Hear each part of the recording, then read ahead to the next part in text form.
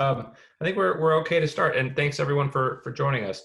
We've got I think a pretty got a big panel, I guess, on here. So joining me is Meg Fahrenbrook, assistant head of middle school, and Hi, everybody. Scott Gage, the eighth grade dean. Hello. And also with us are Eddie Eason, the director of outdoor education, and Davis Felder, assistant director of outdoor education. Hello. So thanks everyone for joining us. I know we've got a lot of info to cover potentially, but wanted to ask if people want to. We've got a few questions that have been submitted in advance, so we can start off with. But if you would like, in the chat feature, you can submit a question, and one of us will definitely be monitoring that and have the ability to ask, and then one of us will take that and touch on that and try to go from there. So please feel free to throw questions in there. I think our plan is to devote several minutes first to items that are not Colorado trip related, and then pivot to Colorado trip. Of course, if you've got questions that come up which are I guess not Colorado trip after we've made that transition, I'm sure we can go there and still try to answer those. But I think a lot of you have been at ESD for a while, and I think a bigger question is the Colorado trip, which will be new. So with that, why don't we get started?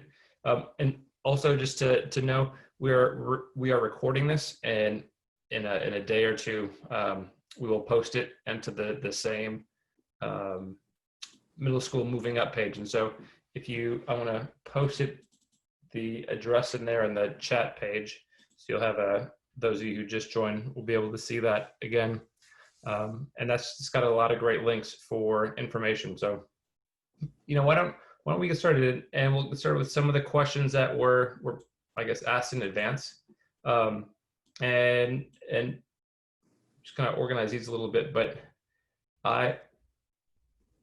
so the question was I'm going to actually adjust the question a little bit, but Scott, would you mind addressing what the differences is in terms of the eighth grade cell phone policy? I know that's something which is different in eighth grade than in other grades. Yes, definitely a big difference. Whereas the other grades, kind of students aren't allowed to bring cell phones to campus. In the eighth grade, they have that privilege of bringing cell phones to campus. They just need to be in their lockers and turned off upon arrival at school. So they're not going to be in the dining commons or in the study commons, texting, playing games, or anything like that. So when they get to school, they take their cell phones up to their lockers, turn them off, and put them in. They can get them again after sports. So after their sports practice is done, they can go back to their lockers and get them. They are not allowed to have them in their backpacks going to the locker room. Right. And a follow-up on that is, what about other devices like Apple Watch or AirPods, something like that? Good, yes. So smart watches like an Apple Watch are not allowed. Anything that has the kind of connection to their phone isn't allowed. Great. And I think as far as AirPods go, or any sort of headphone, we ask that those are sort of controlled by the teacher whose class they're in.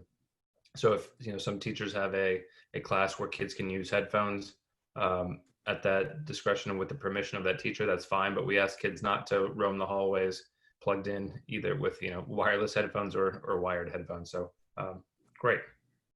Can you, Scott, share about how much homework is a typical night's worth in eighth grade? Good. I mean, it can vary a lot student per student, certainly. But we try to say that teachers give about an average of 20 minutes of homework per night per class. So now there are some kids that are in upper school math class, that's going to be extra. If there's a quiz coming up or a test coming up, they're going to want to study, more on top of that. So it depends a lot, also on the students. Some students can do homework a lot more quickly. They read more quickly. The math might come a little bit easier, so they might take a little bit less time. Other students, might take a little bit more time. So it really does vary quite a bit in eighth grade as we move from kind of that more kind of rote information to the conceptual understanding. The amount of time can vary, but on average, 20 minutes per class you should expect. This is my question now, is Schoology still I guess, is it used the same way in eighth grade as in seventh grade? And is that still a good place for parents to kind of catch up if they want to follow up on their child? It is, certainly. So the eighth grade teachers utilize Schoology very effectively, and they keep their assignments posted and up to date, and the grade books up to date as well. Can you, Scott, provide any suggestions about how, ways to support your child as they're in eighth grade? Like, are there things that you would recommend or not recommend, or especially as we try to think about ninth grade, the year after? Exactly. Yes. So one of the things we really try to focus on is that the parents need to start taking a step back as their kids get into eighth grade. We don't want you to have to constantly every night be checking Schoology or emailing teachers or things like that. We want the students to take care of their own education, which becomes very important when they get to ninth grade year, the following year. So like I said, I would start off the year really trying to let your son or daughter manage themselves, manage their own schedule, manage their schoolwork. Certainly, you have your Schoology login, you can check in and see if they have zeros or anything like that. Or ask them, simply just talk with them. How is it going? How are you doing in your classes? Things like that. But we really like the parents to try to kind of relinquish a little bit of that control to the students and see if they can handle it before they get to ninth grade. This is really the practice for ninth grade. You don't want them to really start trying it for the first time when they get to upper school. You want to have that year for them to figure out strategies that will lead to success. That's great. Meg, I want to ask you this one. Someone in your role, what do you see, what tips can you give to parents of eighth graders, or any eighth grader, I guess, who's watching? Yeah, that's a thought-provoking idea. And I think what's important for you all to think about is how you can turn like moments where your students come to you with questions, or maybe there's a problem, and perhaps in fifth or sixth grade or seventh grade, you would have given them some solutions. I think this is a great year for you to start asking them questions like, well, tell me about a time where you've had to deal with something like this before. What did you do in that moment that helped you succeed? And trying to get them to think through moments that they've walked through that maybe was really hard, but they were able to figure out strategies that worked. And then I think what's good is allowing them to think through the solution themselves and getting them to be the ones in control and the ones taking ownership. And I think our most successful eighth graders are those who take all of the skills that they've been learning in middle school and apply it across the board in all of their classes. These are the kids who are going to see their teachers, maybe staying organized in their lockers. As Mr. Felder can attest, we got to clean out lots of lockers in the last week, and some were very organized and others had some room for growth. So, helping to get them to think through what it means to be organized for them and how they can be successful, knowing that they've done that before 3 years in middle school, I think would be good advice. Hey, would you, thinking about some common struggles that students face, anything come to mind in terms of what is sort of typical for an eighth grader that may be new, not present in sixth grade or fifth grade? I think eighth graders who are coming in new might feel maybe intimidated about not knowing the teachers, not knowing maybe the culture as well as some of our students who have been in our middle school. But I guess what I would encourage all of our new families in eighth grade is to really lean on your child's advisor and to get to know the teachers and to encourage your student to spend time with their teachers both before and after school, or even during our independent time after lunch. Those are moments where the students can build that relationship with them and get comfortable and really get some good tips about how to navigate eighth grade and middle school. Great. Scott, would you mind sharing, I think you did in the presentation, but if you could, again, just kind of repeat, what are the times when typically an eighth grader can seek some extra help or approach a teacher for some more support? Good. It's a great question. Kind of, I was, kind of piggyback off of what Ms. Fahrenbrook was saying also, and that in 8th grade, sports takes a bigger time commitment, that after school and kind of extending, into the nighttime. So the students really need to find a time when they can meet with their teachers, do homework. We have some time built in the 8th grade that's a little bit different than some of the other grades. One of the big things is after lunch, the 8th graders get to pick where they go. So we have certain options where they can go. They can go to play in the gym or the fields. They can go to the study commons to socialize and hang out and have fun. Or they can go up to a quiet study room. So we have 2 quiet study rooms where there are teachers up there, and it is truly quiet study. So if they need to do homework, they need to talk with the teacher, anything like that, they can utilize those 20 to 25 minutes. They'll also have time during the advisory period. So after chapel, I talked about that in my recording. But after chapel, there's advisory period. On Mondays, we have the nuts and bolts session, which goes fairly quickly in 8th grade because, again, we're getting the kids to take ownership of their own education. So we don't spend the whole time in the 8th grade going through everything. So they have, probably 15 minutes of study hall there. On Thursdays, they have the whole advisory period of study hall. And on Friday, when it's check-in day, they have pretty much the whole advisory period to work or study as well, only during that maybe 2 or 3 minutes when they're checking in individually with their advisor. I said after school, a lot of them go to sports right away, and they might not get done with practice till 4 or 6 o'clock for a game or something like that. So before school is a really good time to meet with teachers. Great. And you mentioned sports a couple times, and you said how practice will start at, I think, pretty much right at 2:30 most days, and practice ends at 4. Does that mean that that pickup is at 4? They'll be ready for pickup at 4? Certainly it depends on the sport. Some sports, they have the equipment to take to the lockers and things like that. But yeah, I would expect that they should be done by about 4 or 4:15 and be out to be picked up. Actually about 4:15 probably at the latest. Great. So sounds like something then that look for communication from coaches about when to when to expect your child, and then I guess you'd also know whether or not your child is one who is pre-packed and ready to go, or one who needs a little more time to locate all of their belongings and get there. Also, you mentioned that 8th grade typically a lot of those games may be later in the evening. So whereas 7th grade games might be right away after school, 8th grade might have a 5:30 start time or a 6 p.m. start time. Is what happens between the end of school and that game? Is that just all sports? Good. It depends on the coach again. A lot of the coaches, though, they'll have a study hall. So if they have a home game especially that doesn't start until 4 or 5 or something like that, they'll have a study hall starting at 2:30 and they'll go to about 3:25, and then they'll get ready for their game. Sometimes if they're going to Fort Worth or something like that, they have to leave right away and they don't get that extra study hall time.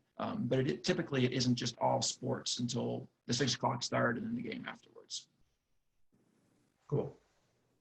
Question here, Meg, I think you'd probably be best for this is, what sort of leadership opportunities exist for 8th graders at ESD?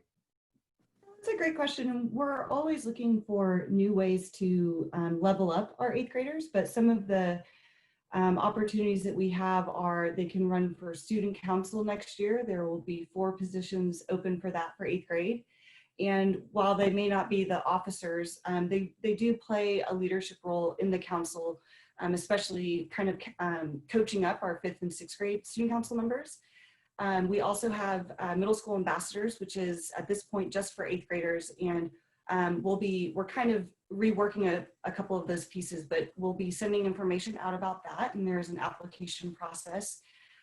We also have the Community Service Council for the 8th graders, and they work with Ms. Phelps to develop projects for the middle school. They also work with, I believe, their whole grade level on one of their community service days, and they take a leadership role in that day where they interview some of the organization's leaders, they take photos, they're allowed to bring their phones.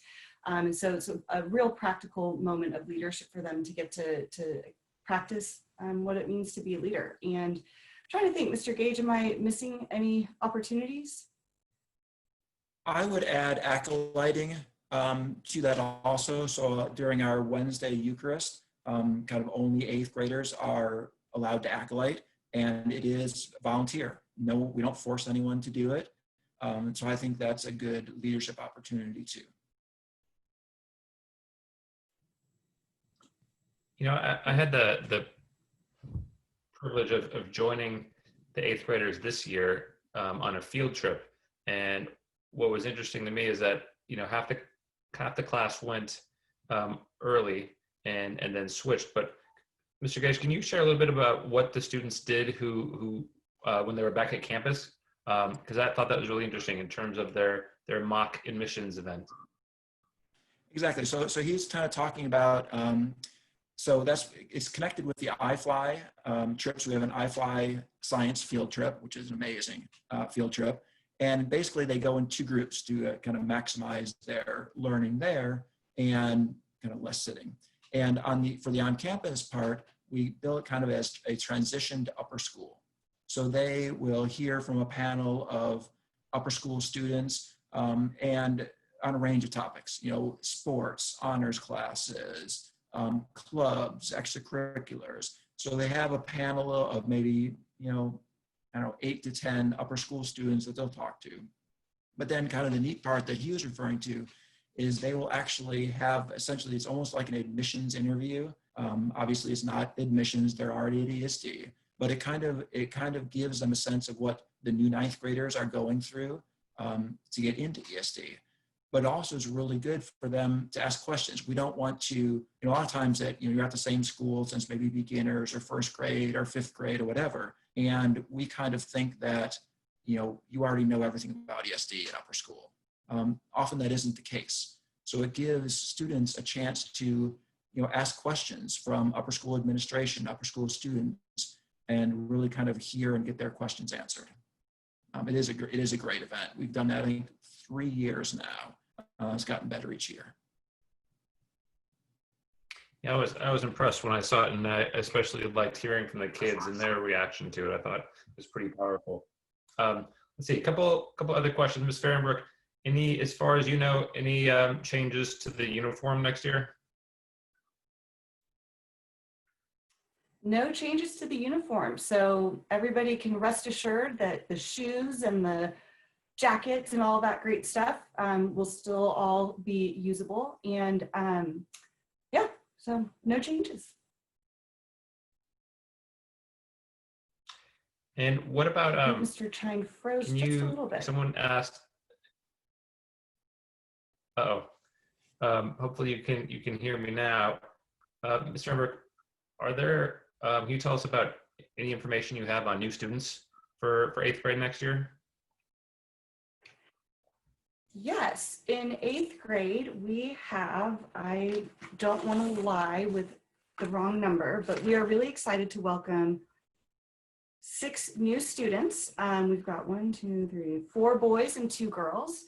And yeah, we're really excited to have them. And I know it's nerve-wracking for families to have their students coming in 8th grade as a new student, but I will tell you this, that the advisors and the teachers do a really good job of supporting the student and will be there to support you.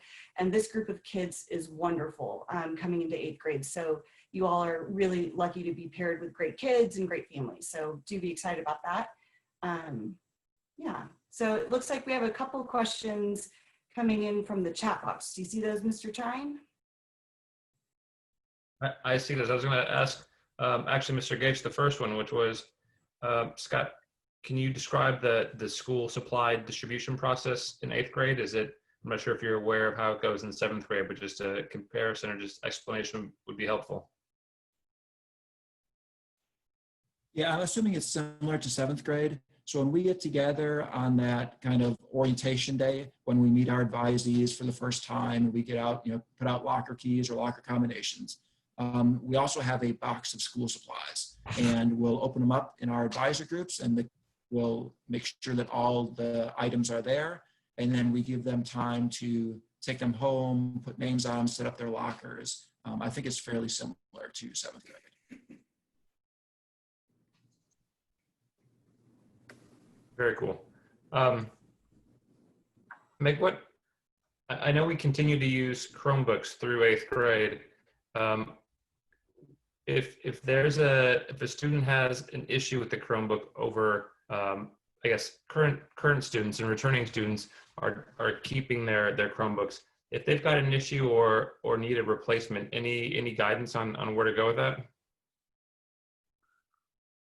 Yeah, I think the best place to start is to reach out to Ms. Cassie Nutter. She is one of our, she's the 7th grade dean. She's our computer and robotics teacher in middle school, as well as an ed tech coach. And she kind of manages our Chromebooks. And I know if you're looking for a replacement, she can check to see if you bought insurance, to see what's covered and what's not. So she's a great resource for anything and everything Chromebooks. My understanding is for new folks who are joining ESD this year, the Chromebook is just part of tuition now, and so that's included, and so you don't have to worry about that. It is important that it's an ESD managed Chromebook to make sure that some of the special programs that we have on our Chromebooks operate. They need to be centrally controlled. So that's important. Let's see here. Question about, Scott or Meg, either of you, I think could answer this fine, but we mentioned that school, I guess sports starts at 2:30, practice is usually over by 4. On a day, one of our rotation days, there's not sports. And if you don't have a game that day, you would even be out at 3:30, or 3:15. But what, do you have to be picked up right away, or is there a study hall option after school? If you could go into that would be appreciated. Yeah, so there isn't a specific study hall for 8th grade students. I think the school rules are supposed to be picked up by 4 o'clock. If they're not in sports, and then after sports, they're supposed to be picked up right afterwards. Otherwise, I think they have to go to the library. I think Ms. Fahrenbrook can answer more about that. Certainly on that day when they don't have sports practice and their school is done at 3:25, it is a great day to go meet with teachers. Yeah, and the students, so we offer free after school care at ESD in the middle school, and students are welcome to hang out in the study commons. We have staff members who watch them and hang out with them, and they can do homework. They can work with a friend on a project. We have some after school clubs that students could be going to, and they can also play gaga ball. Sometimes we'll take them all to go watch one of our 7th or 8th grade games. So they're welcome to be on campus until 6 o'clock. And we do ask that they get picked up. Great. A question about computer science and the computer science curriculum. Scott or Meg, either of you guys have good info on this? I think I know, but I defer for anyone who feels a little more confident. Yeah, I mean, I'm assuming it's the same as this year. This year in 8th grade, they had robotics for the first semester and then Python in the second semester. I'm assuming it's the same for next year. Maybe Ms. Fahrenbrook would know more about that. Yep, it'll be the same. And I think the funny thing about the robotics. I know that the robotics.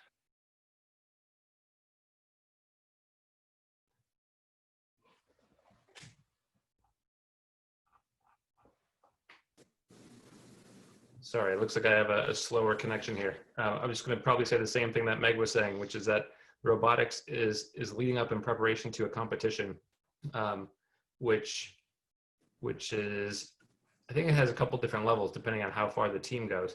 But they meet as a class and they're working on part of their first Lego League robotics, and then they compete.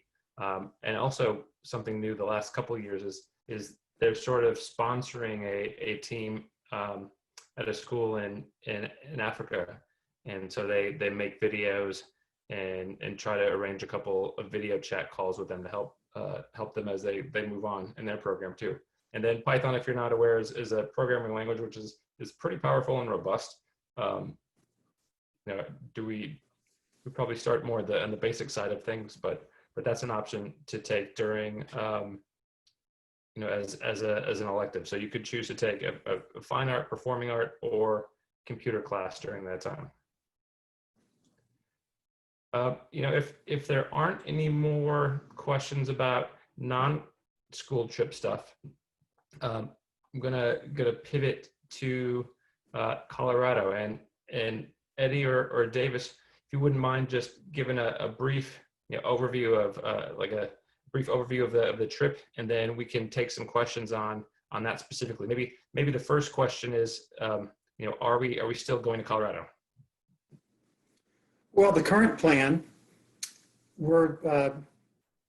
is that we're going as scheduled, but there are a lot of things that will come into play for that decision to be made at some point over the summer to either confirm it or to make some type of alterations.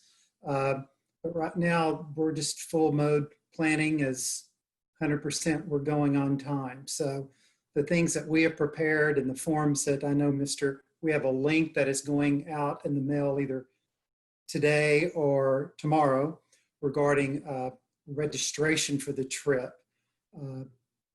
We ask everybody to go ahead and fill it out and answer all the questions in as much detail as possible, just as if we're getting on that plane on August the 23rd. Great. Is there anything, you mentioned it a little bit in the video, but anything special besides filling out the forms, and there are a few of those. Anything special I need to be doing over the summer in preparation? Yes, I mean, the hardest thing is living here in Dallas. The altitude is 600 feet. So we're flatlanders. And, the base camp there at Noah's Ark, just outside of Buena Vista, is around 7,000 feet. So it's a bit of an altitude adjustment. So the best thing to do to be ready for the trip is to stay active this summer. Don't be a couch potato. Get out and exercise on a regular basis. Go to summer camp if that's your thing, and stay busy. And when it comes time for the trip to take place, when you get on that plane, be physically ready, be well rested, and be well hydrated. And if you do those three things, I think you're set up for a lot of success. Great. I feel like in passing this year, when either this year or in passing, you mentioned you've got something about some sort of rain jacket or rain gear thing that I know you shared. Can you mind sharing with all of us what constitutes rain gear in your mind, at least for this trip? Okay. Davis, you want to jump in and answer this one? Sure. We like to say in outdoor ed that if you forget your raincoat, we will get rained on. And so it's really important to, at least we've written it down in a lot of different places, and it's really important that we say it out loud, but bringing a raincoat is very important. And a sweatshirt, anything made out of cotton or polyester, is not a raincoat. There are lots of cost-effective options out there. If you don't think you have one, be happy to give those details out in an email, but there are lots of different materials, and we're just trying to block water. And I know that middle schoolers are notorious for walking out in a rainstorm with a hoodie or not, and just like, oh, that's how it goes. And for the most part, I support them in their natural consequence of getting wet if that's what they want to do.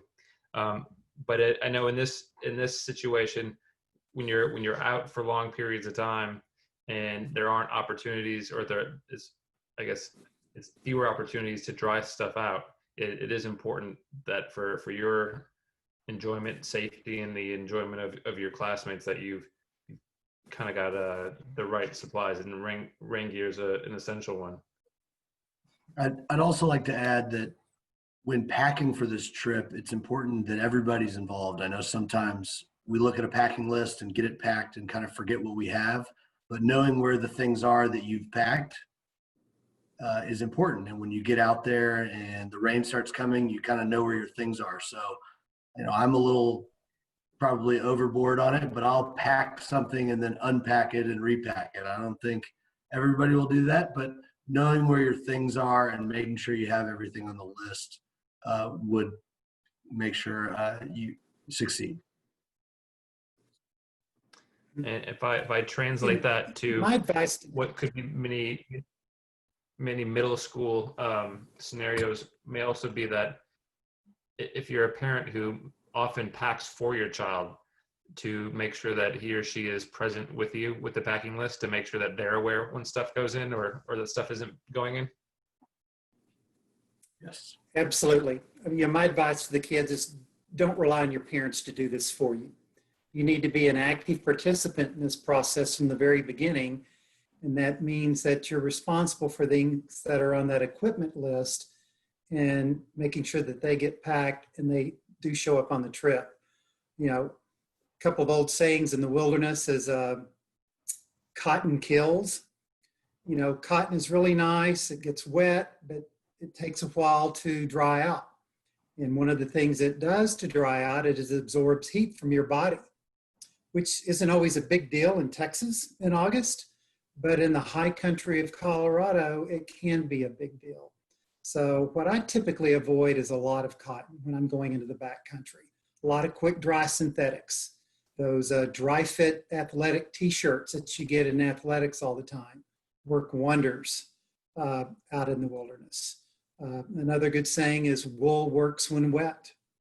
So if you're doing some type of light sweater or whatever, a synthetic or a wool material works really well. And I know it's So the outlined things on the packing list, but ESD is providing sleeping bags, sleeping pads, and then Noah's Ark providing tents. So really, students are just responsible for what again? right. So on our end, we're providing them with a expedition grade sleeping bag. It's a Marmot bag. It's rated down to 15 degrees, which is probably not going to happen in late August, regardless of how high we go. But they're rated down to 15 degrees. And we also have a Thermalite sleeping pad for them to sleep on top of. And it's so they will sleep with the sleeping bag and the pad when they're at base camp at Noah's Ark, and they will pack them up and they will take them on the trail with them when they're out on the trail as well. So those two big important items are taken care of by us. Yeah, my middle schooler, I don't really have an eighth grader yet, but eighth graders eat a lot, and some can be a little more picky in terms of what they eat. Are we covered in that regard, or anything anyone needs to think about? Well, we are covered in that regard, and Noah's Ark has a wonderful camp staff with kitchen.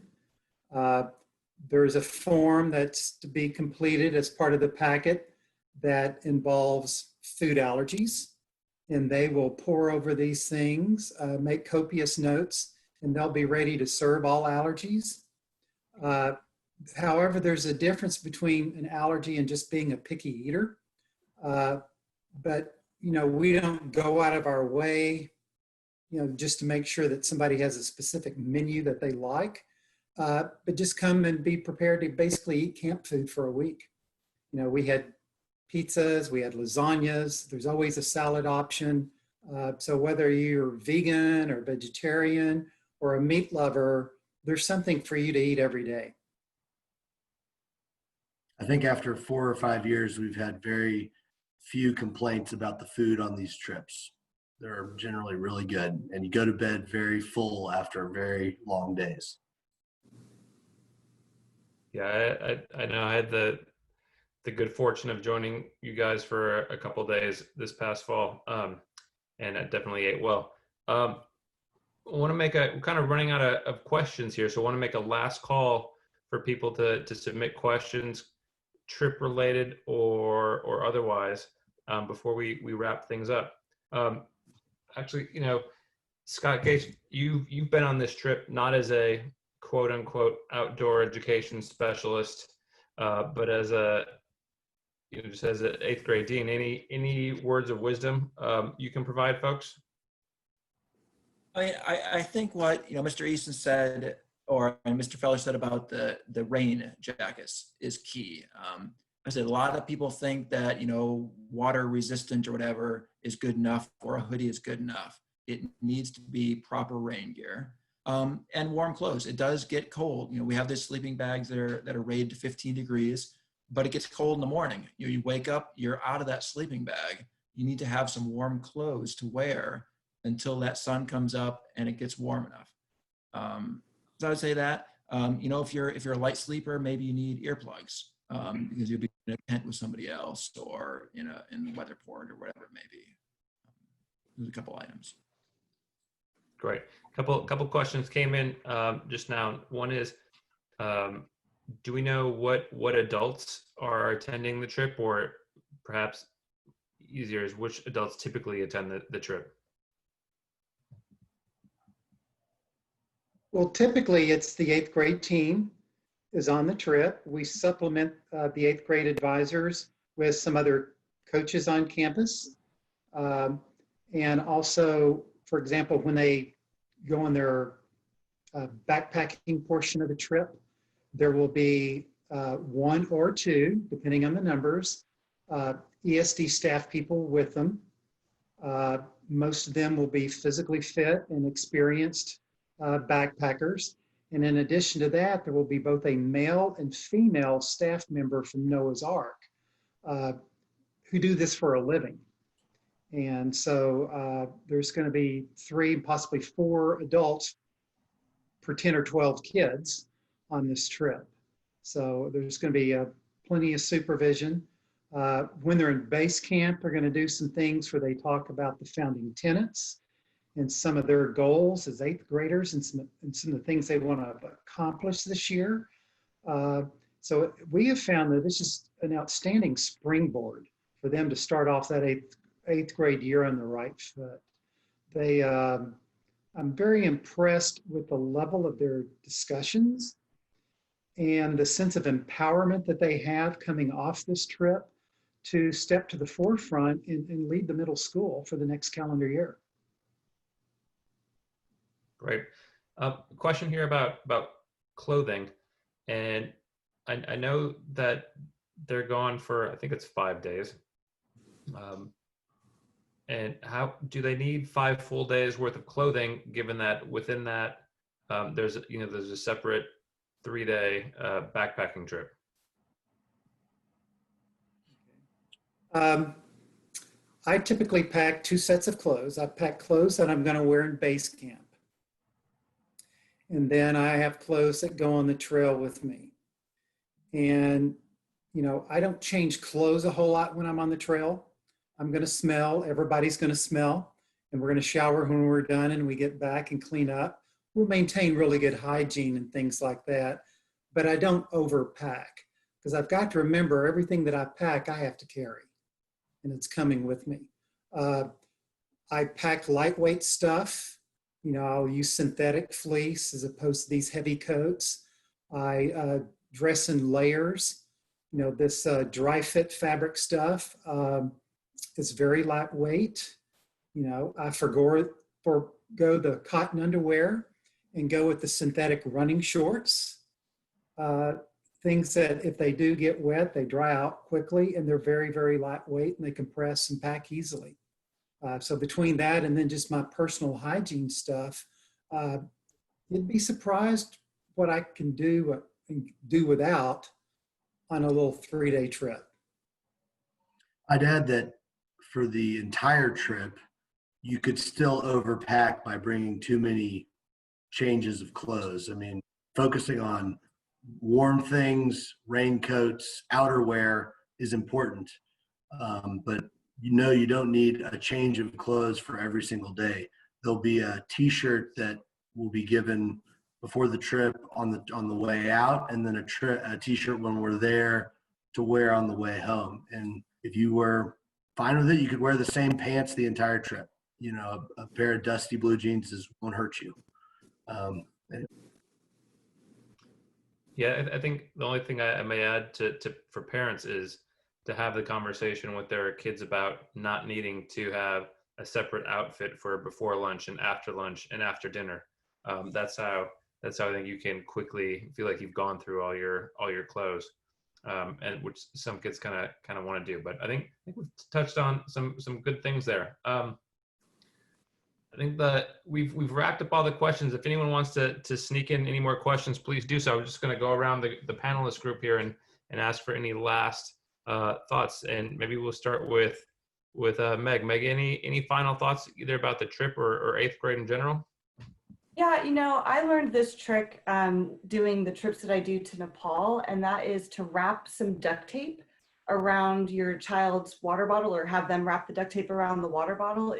You never know when you're going to need some duct tape, and I think it kind of empowers the kids to be like, wait, I can fix that. I've got duct tape right here. So that's a great camping trip tip that I've picked up. So I just want to say that, the 8th grade year is a great year. Really, as I said, kind of in my speech, that they're kind of finding out who they are and who they want to be and all that stuff. And the curriculum we have in the 8th grade is amazing. The trips going to Colorado, going to iFly. We have the Holocaust Museum, Civil Rights Museum. We have community service. We really kind of get that idea of the founding tenets of ESD that Mr. Reason talks about. We really do kind of cover that, encompass that, and live it in the 8th grade. And it's a great year. And I hope that your son or daughter will love their 8th grade year. I'll add on top of that my camping tip would be that, you lose heat from your head and your feet. So a good pair of socks and a good knit cap would be really nice on a trip that has cold weather. And I was an alum at ESD and went on an 8th grade trip and really had a great time with my classmates and got to be with my teachers in outside of a school setting on a multi-day trip. And it really made a difference on connecting and being part of the school. So I think this is a great trip for all the 8th graders that they go through. And I'm looking forward to it.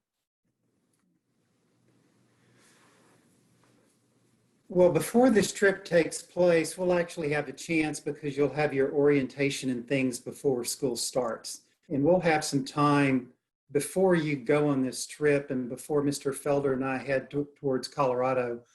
We'll actually bring our packs to school and physically show you what we are taking with us. So we'll make sure that you're prepared. Everything is challenged by choice. We're not going to ask you to do anything that we don't think you could personally handle. We may ask you to stretch your comfort zone, and that's a good thing from a growth standpoint, but everything is ultimately challenged by choice. Okay? And then on a parting note, my advice to you this year is, if you haven't watched Ronnie Syre's speech that he gave at the Middle School Honors Assembly, every single one of you need to click play and watch that wonderful talk that he gave, because I think he pretty much hit the nail on the head about the attitude that it takes to be successful in the 8th grade.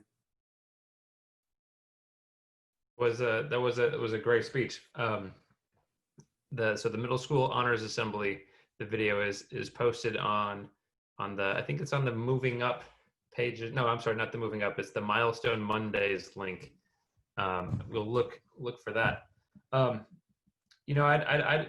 been really impressed in the 8th grade program this year, and how it's thoughtful and intentional in terms of preparing students, and also being accommodating to where 8th graders are now. And it's, I say this to 5th grade parents all the time, that 5th graders and 8th graders are a different species almost. And really 8th graders are coming into their own. And it's a real fun time to just be part of that. And I know our 8th grade team really appreciates that about 8th grade and loves being part of that. So I know everyone's in great hands. Well, panelists, thank you so much for your time, and everyone who joined us. I appreciate that you came and asked questions and listened. Hopefully you had some nice snacks at your house as you were watching. As I was saying before, this is being recorded, and so this will be posted in probably a couple days into that Moving Up page. And in the meantime, if you have any questions and want to send those our way, please do, and hopefully we can get you an answer quick. So thank you so much. Appreciate it. Bye-bye. See you soon.